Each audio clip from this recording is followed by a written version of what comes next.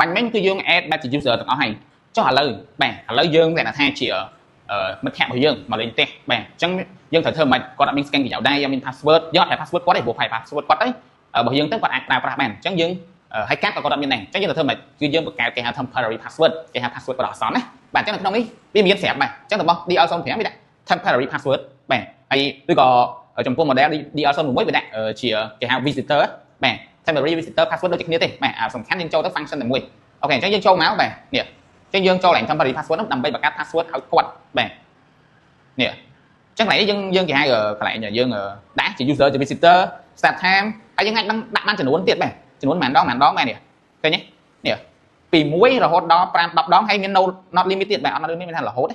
ហើយពីថ្ងៃនេះយើងអាចមើលថ្ងៃបាទពីថ្ងៃណាដល់ថ្ងៃណាហើយចំពោះ visitor បាទជា visitor របស់យើងហើយយើងអាចនេះទៅយើង sell ទៅបាទនេះនៅពេលដែល sell វានឹងផ្ញើទៅកាន់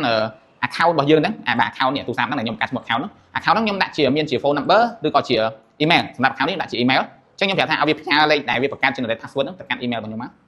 បាទអញ្ចឹងវាទៀតវាផ្ញើទៅហើយបាទចាំមើល email ធ្លាក់មកនេះឃើញទេនៅលើខ្ញុំបាំងណានេះ